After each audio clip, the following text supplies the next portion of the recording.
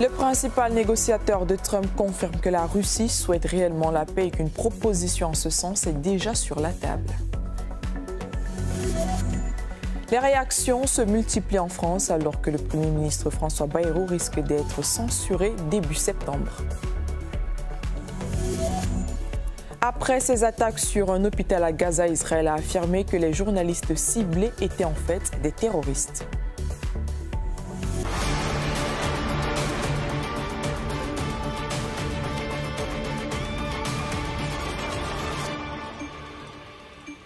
Bonsoir à vous et bienvenue sur RT en français depuis Moscou. L'administration américaine met tout en œuvre pour parvenir à un accord sur l'Ukraine, tandis que les alliés européens de Zelensky campent sur leur position. Personne n'a fait davantage que Trump pour rapprocher la Russie et l'Ukraine d'un accord. C'est l'avis exprimé par Steve Witkoff, envoyé spécial du président américain. Étant le plus proche des négociations en coulisses, il a également confirmé le désir sincère du président russe de parvenir à la paix en Ukraine. Les Russes ont mis une proposition de paix sur la table. Elle concerne Donetsk. Ce n'est peut-être pas quelque chose que les Ukrainiens peuvent accepter, mais personne n'avait jamais réalisé de tels progrès dans ce domaine. C'est grâce à sa forte personnalité et à sa détermination à mettre fin au conflit et aux morts que nous en sommes aujourd'hui à penser que la fin est proche. Poutine a-t-il dit aussi lors du sommet en Alaska qu'il voulait la paix? Vous a-t-il dit qu'il voulait mettre fin à la guerre? Absolument. Il y a une proposition de paix sur la table. Il l'a dit avec certitude et j'espère qu'il tiendra parole. À son tour, le président américain a de nouveau critiqué le chef du régime de Kiev, Volodymyr Zelensky. En parlant aux journalistes de sa volonté de mettre fin aux hostilités entre la Russie et l'Ukraine, Trump a rappelé ses relations difficiles avec le président ukrainien qui, selon lui, fait également obstacle à la cessation des hostilités. Je veux que ça s'arrête. Je veux faire en sorte que ça s'arrête. Ce ne sera pas une guerre mondiale, mais une guerre économique. Une guerre économique serait néfaste, et elle serait néfaste pour la Russie, et je ne le souhaite pas. Maintenant, il faut voir, parce que personne... Vous savez, Zelensky n'est pas non plus totalement innocent, n'est-ce pas? Il faut être deux pour danser le tango. Je le dis tout le temps. Il faut les rassembler. Je m'entends bien maintenant avec Zelensky, mais nos relations sont bien différentes. Après le dernier tour de négociation en Alaska et puis la réunion entre Trump et Zelensky à Washington, la Russie s'est dite d'accord pour élever le niveau de sa délégation ou pour parler avec Kiev. En ce qui concerne une rencontre entre le président Vladimir Poutine et le chef de facto du régime, Zelensky, le Kremlin souligne une nouvelle fois que des travaux préparatoires sont nécessaires pour obtenir des résultats. Les responsables des groupes de négociation restent en contact. Pour l'instant, nous ne pouvons pas donner de délai précis. Ce travail se poursuit et à notre avis doit se poursuivre, car tout autre contact de haut niveau ou au sommet, comme nous l'avons répété à maintes reprises, doit être bien préparé de sorte que ces contacts soient fructueux. La partie russe est toujours disposée à régler le conflit ukrainien, de préférence par des moyens pacifiques, politiques et diplomatiques. Pour ce faire, il est indispensable qu'il y ait une réciprocité de la part de l'Ukraine. Nous apprécions grandement les efforts de paix, les efforts de médiation du président des États-Unis et espérons qu'ils seront poursuivis. Quant à l'Europe, elle continue de financer l'armée ukrainienne à coût de milliards d'euros, tout en exigeant que des troupes otaniennes soient déployées dans l'Ukraine d'après-guerre. Les discussions sur cette dernière idée semblent indiquer que la fin du conflit est toute proche. Ainsi, le président brésilien Lula da Silva a attiré l'attention sur une question plus importante, celle du financement de la reconstruction du pays. Tout le monde suit depuis un certain temps la guerre entre l'Ukraine et la Russie. Et tout le monde sait que cette guerre est sur le point de se terminer. En d'autres termes, il me semble que le président Poutine et le président Trump savent déjà où se trouve la limite de cette guerre, tout comme l'Europe.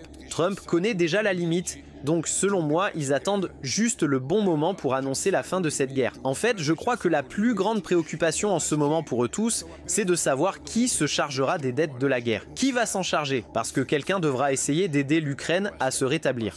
Le président brésilien a également indiqué que les 800 milliards alloués par l'UE au réarmement auraient pu être utilisés pour lutter contre la faim ou pour faire face aux problèmes climatiques. Bruxelles, avec ses sanctions anti-russes, subit depuis longtemps des pertes économiques. Cependant, les sanctions de l'UE ne semblent pas donner les résultats escomptés visant à affaiblir l'économie russe. Après avoir interdit tout ce qui était possible, l'Europe manque de moyens de pression, c'est pourquoi elle fait appel aux États-Unis.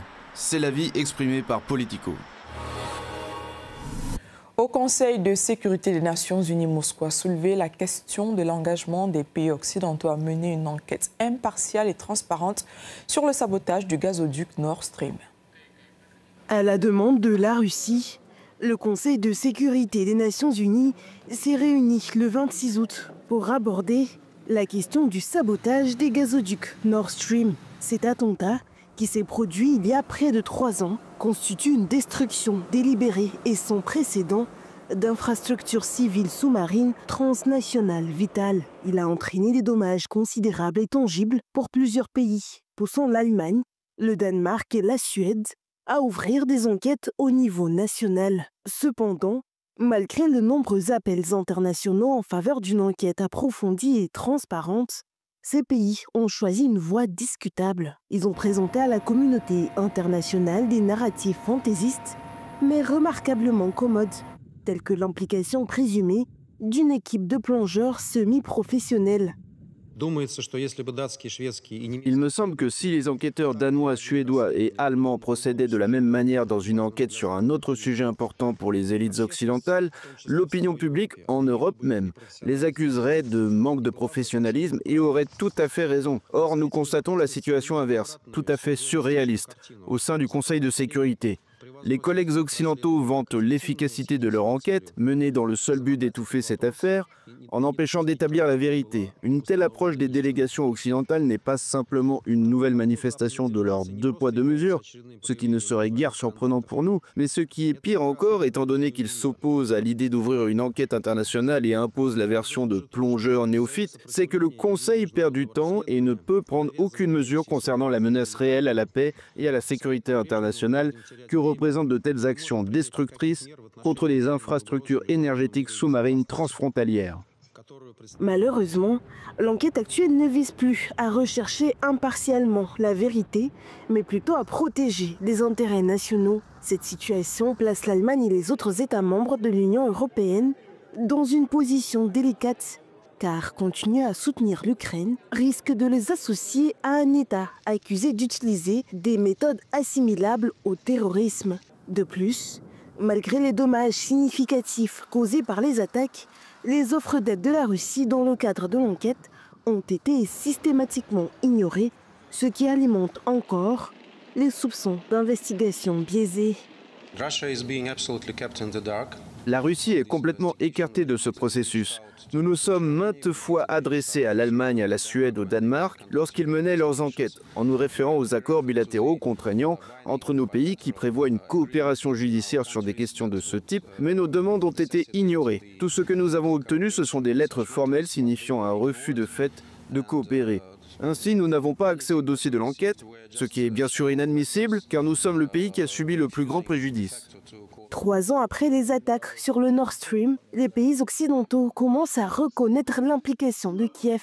Cela fait suite à l'arrestation récente en Italie d'un ressortissant ukrainien recherché par l'Allemagne pour avoir posé les explosifs. Cependant, selon Polianski, les autorités allemandes continuent de dissimuler certains détails cruciaux, notamment l'identité des véritables responsables, afin de protéger la réputation de l'OTAN et de l'administration américaine d'alors. L'absence de progrès substantiel au sein du Conseil de sécurité sur la question de Nord Stream normalise ce type d'attaque à l'échelle mondiale, un précédent inquiétant qui semble déjà se concrétiser. Les récentes attaques du régime de Kiev contre l'oléoduc Druzhba soulignent cette escalade des attaques contre les infrastructures énergétiques critiques. Pour rappel, cet incident a incité la Hongrie et la Slovaquie à faire appel à la Commission européenne pour interruption dans l'approvisionnement en pétrole russe. À noter que, tout comme dans le cas du Nord Stream, la réaction occidentale aux attaques contre l'oléoduc Druzhba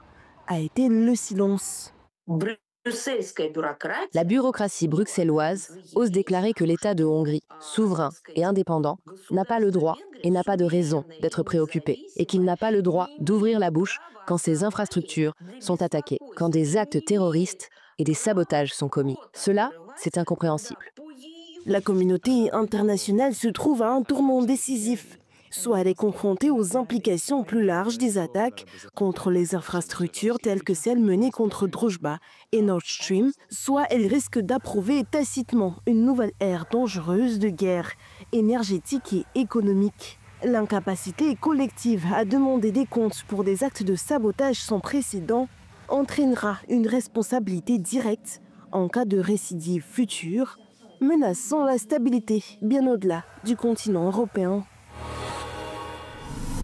Après son coup de poker politique, François Bayrou refuse de baisser les bras. Le Premier ministre va tenter de convaincre les chefs de parti de lui accorder leur confiance le 8 septembre prochain. Il sera invité en début de semaine prochaine à Matignon. Le point avec Nadège Abderrazak, notre correspondante à Paris. François Bayrou a encore un infime, minuscule espoir de sauver sa tête et son budget 2026.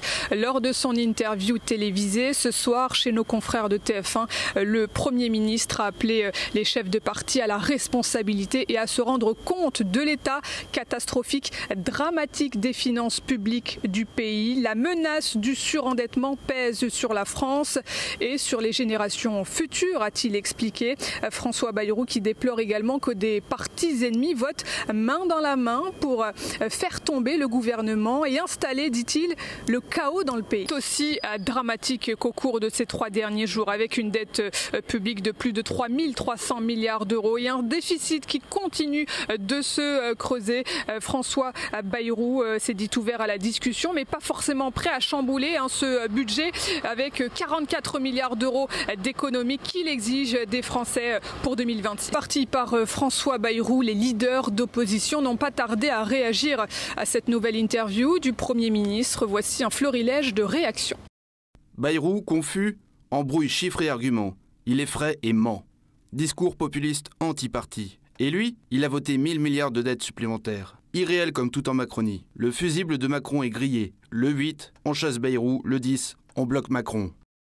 Monsieur le Premier ministre, vous dites ne pas aimer la ruse. Pour ma part, je n'aime pas le mensonge. Contrairement à ce que vous avez affirmé devant des millions de Français aux 20h de TF1, le Rassemblement national n'était pas en vacances. Tout le monde peut vérifier que je vous ai bien écrit une lettre précise et détaillée sur vos propositions budgétaires, lettre restée sans réponse. Alors que 62% des Français se disent dans un récent sondage favorable à une dissolution de l'Assemblée nationale, François Bayrou, le Premier ministre, est catégorique. Il ne pense pas qu'elle puisse apporter une stabilité et il appelle donc les chefs de parti à lui accorder sa confiance le 8 septembre prochain lors de la présentation de son discours de politique générale durant lequel il va donc engager sa responsabilité et celle de son gouvernement. Alors que les réactions à la frappe israélienne contre un hôpital se multiplient, Tel Aviv reconnaît le bombardement mais affirme avoir visé des terroristes.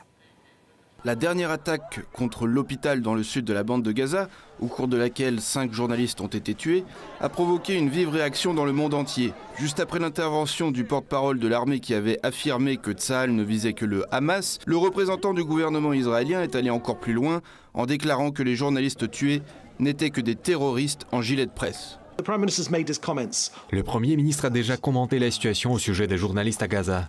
Bien sûr, le journalisme est une noble profession. Mais de nombreux journalistes qui ont fait des reportages depuis Gaza, des prétendus journalistes, ne sont que des terroristes portant un gilet de presse. Ce n'est pas la première fois que des journalistes sont touchés lors de la nouvelle phase de l'offensive israélienne dans l'enclave, annoncée par le Premier ministre Benjamin Netanyahou. Ce plan d'occupation de Gaza ne plaît pas à tout le monde, même en Israël où des dizaines de milliers de manifestants ont rempli mardi 26 août la place des otages à Tel Aviv pour exiger la fin de la guerre. On ressent une grande frustration envers notre gouvernement, envers la manière dont il mène la guerre, surtout en ce qui concerne les personnes enlevées. Notre gouvernement veut que la guerre se poursuive pour toujours. C'est ainsi qu'il restera au pouvoir. À moins que les gens disent qu'ils ne veulent plus de cette guerre, le gouvernement ne la terminera pas. Il trouvera toujours une excuse pour la continuer. Les hostilités devraient néanmoins se poursuivre alors que les pourparlers restent en suspens. Selon le porte-parole du ministère des Affaires étrangères du Qatar, qui reste le principal médiateur, le Hamas aurait accepté les conditions proposées par Israël. Cependant, ce dernier n'a pas encore répondu à la dernière proposition des médiateurs visant un cessez-le-feu. La situation actuelle est qu'il y a une offre sur la table et le Hamas a accepté cette formule de consensus qui correspond étroitement aux précédentes demandes israéliennes. Nous attendons maintenant la réponse d'Israël. Malgré toutes ces déclarations, il n'y a pas de réponse israélienne officielle à la proposition des médiateurs acceptée par le Hamas. La balle est maintenant dans le camp d'Israël. La communauté internationale poursuit malgré tout ses tentatives de régler le conflit entre Israël et la Palestine. Selon l'agence Reuters, Dans le cadre de sa première visite diplomatique aux États-Unis, le ministre israélien des Affaires étrangères, Gideon Sa'ar, a eu une réunion avec Marco Rubio à Washington pour discuter des voies de règlement du conflit. C'est ainsi que se referme cette édition des formations. N'hésitez pas à nous retrouver sur les réseaux sociaux XVK, Telegram, tout l'univers numérique des RT en français. Prochain point sur l'actualité dans une trentaine de minutes.